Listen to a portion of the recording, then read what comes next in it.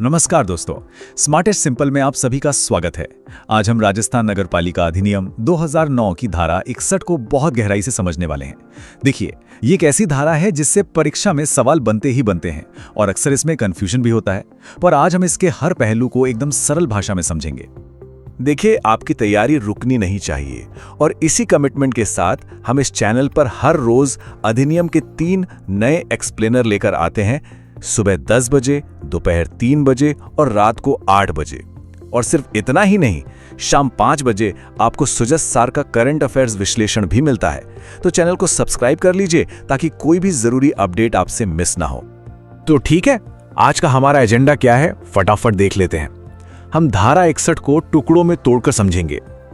सबसे पहले इसका इंट्रोडक्शन लेंगे, फिर देखेंगे कि समितियों को शक्तियां कैसे दी जाती हैं। इसके बाद आएगा सबसे इंपॉर्टेंट पार्ट, जब अध्यक्ष और उपाध्यक्ष दोनों ही ना हो तब क्या होता है। हम स्पेशल रिजर्वेशन रूल को भी बारीकी से जानेंगे, परीक्षा के लिए जो की पॉइंट्स हैं उन्हें रट लेंगे और आखिर में एक एमसीक्यू को डीकंस्ट्रक्ट करके अपनी समझ को टेस्ट करेंगे। तो चलिए शुरू करते हैं।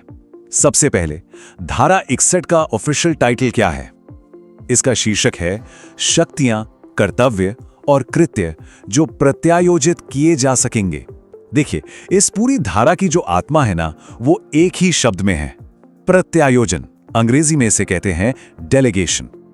तो ये प्रत्यायोजन है क्या भला? देखिए, बहुत सिंपल है। जब कोई एक व्यक्ति या संस्था अपनी पावर्स, अपनी ड्यूटीज, अपने काम कुछ शर्तों के साथ किसी और को ट्रांसफर कर दे, बस इसी को कहते हैं प्रत्यायोजन।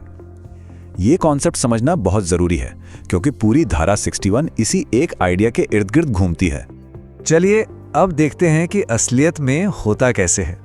धारा 61 का जो पहला हिस्सा है वो इसी बारे में बात करता है कि एक नगर पालिका अपना काम का बोझ हल्का करने के लिए अपनी शक्तियों को कैसे बांट सकती है। तो इसका एक पूरा प्रोसेस है, स्टेप बाय स्टेप समझते हैं।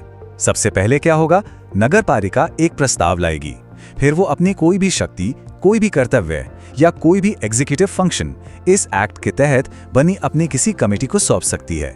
लेकिन यहाँ एक लेकिन है, ये सब कुछ प्रिस्क्राइब्ड रिस्ट्रिक्शंस और कंडीशंस यानी निर्धारित प्रतिबंधों और शर्तों के साथ होगा।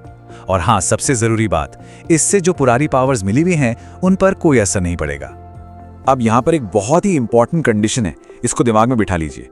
पहला तो ये कि डेलीगेशन हमेशा शर्तों के साथ होगा, और दूसरा, जिसे बचाव खंड या सेविंग क्लॉज कहते हैं, इस पर एग्जाम में सीधा सवाल बन सकता है कि धारा 61 का प्रत्यायोजन किन धाराओं पर असर नहीं डालता।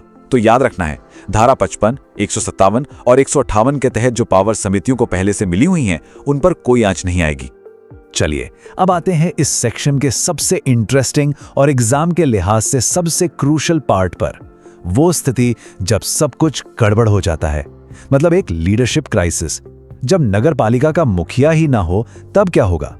तो सोचिए जरा, एक ऐसी सिचुएशन जहां अध्यक्ष का पद खाली है और उपाध्यक्ष भी नहीं है जो काम संभाल सके। अब क्या होगा? कौन चलाएगा नगर पालिका का काम? इसका जवाब एक्ट में बिल्कुल क्रिस्टल क्लियर दिया गया है। देखिए, ऐसी हालत में नगर पालिका खुद एक्शन लेगी। वो एक मीटिंग बुलाएगी और अपने ही मेंबर्स में से किसी एक को चुनकर अध्यक्ष की सारी पावर्स दे देगी। और ये कब तक चलेगा? जब तक कि रेगुलर इलेक्शन से नया अध्यक्ष नहीं आ जाता। और एक बात गांठ बांध लीजिए, ये फैसला नगर पालिका का है, स्टेट गवर्नमेंट या सीएमओ का इसमें कोई लेना देना नहीं है। यहां से प्रश्न बनता है, लेकिन कहानी में एक ट्विस्ट है, एक परंतु है जिसे हम प्रोवाइजो कहते हैं। और ये ट्विस्ट तब आता है जब अध्यक्ष का वो खाली हुआ पद आरक्षित मतलब रिजर्व था। इस रिजर्वेशन रूल को बहुत ध्यान से समझिए। इसमें 2 प्रायोरिटीज हैं। प्रायोरिटी नंबर 1, अगर अध्यक्ष का पद एससी, एसटी, ओबीसी या महिला के लिए रिजर्व था तो चार्ज भी उसी कैटेगरी के मेंबर को दिया जाना चाहिए। ये पहली शर्त है, मस्ट है।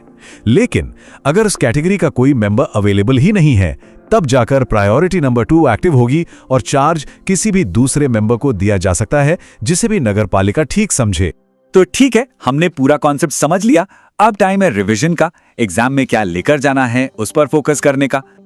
चलिए फटाफट बुलेट पॉइंट्स में सब कुछ रिवाइज कर लेते हैं जो एग्जाम में सीधे सीधे काम आएगा। पॉइंट 1, नगर पालिका पावर डेलीगेट कर सकती है कमिटीज को। पॉइंट 2, अध्यक्ष और उपाध्यक्ष नहीं है तो पावर जाएगी एक सदस्य को। पॉइंट 3, फैसला कौन करेगा? नगरपालिका खुद अपनी बैठक में, ना कि राज्य सरकार। पॉइंट 4, अगर पद रिजर्व्ड है तो चार्ज पहले सेम कैटेगरी के मेंबर को, और पॉइंट 5, वो मेंबर नहीं मिला तो तब किसी और को। सिंपल।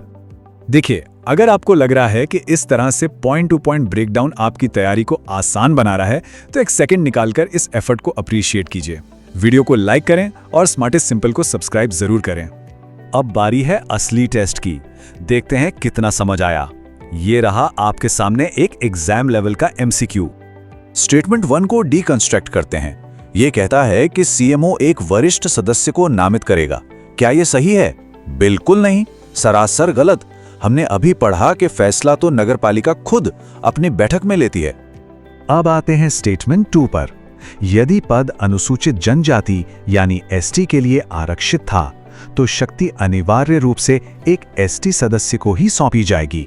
हाँ, ये तो हमारा प्रायोरिटी नंबर 1 रूल है, तो ये स्टेटमेंट एकदम करेक्ट है। यदि कोई ST सदस्य उपलब्ध नहीं है, तो शक्ति किसी अन्य सदस्य को दी जा सकती है। बिल्कुल, ये हमारा प्रायोरिटी नंबर 2 यानी ऑल्टरनेटिव प्लान है, तो ये भी करेक्ट है। और आखिर में स्टेटमेंट 4, शक्ति का ये प्रत्यायोजन तब तक प्रभावी रहेगा जब तक कि नए अध्यक्ष का चुनाव नहीं हो जाता। एकदम सही, एक्ट में ही यही ड्यूरेशन बताई गई है। So this is also correct. तो हमारे कौन कौन से स्टेटमेंट सही हुए? 2, 3 एंड 4। मतलब सही जवाब है ऑप्शन बी। स्टेटमेंट 1 गलत क्यों था? क्योंकि पावर नगरपालिका के पास है, CMO के पास नहीं। Simple as that. चलिए, क्लास खत्म करने से पहले एक लास्ट क्विक रिवीजन और फिर एक सवाल आप लोगों के लिए। एग्जाम से पहले लास्ट मिनट रिवीजन के लिए ये रहे फास्ट फैक्ट्स। प्रत्यायोजन किसको? कमिटीज को। संकट में पावर किसको? सदस्य को। फैसला कौन करेगा? नगर पालिका की बैठक। रिजर्वेशन का नियम? पहले सेम कैटेगरी। एक्सेप्शन? वो ना मिले तो कोई भी। और पावर कब तक? नए अध्यक्ष के चुनाव तक। बस यही है धारा 61। चलिए, अब आपकी बारी।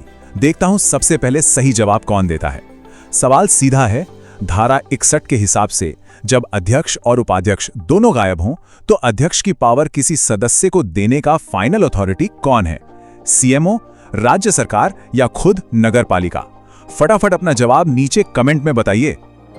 बहुत बढ़िया। आज की क्लास में शामिल होने के लिए आपका धन्यवाद। अगली धारा 62 का विश्लेषण भी तैयार है। अपनी तैयारी को आगे बढ़ाने के लिए हमारी प्लेलिस्ट पर जाकर अगला वीडियो जरूर देखें। मिलते हैं अगली क्लास।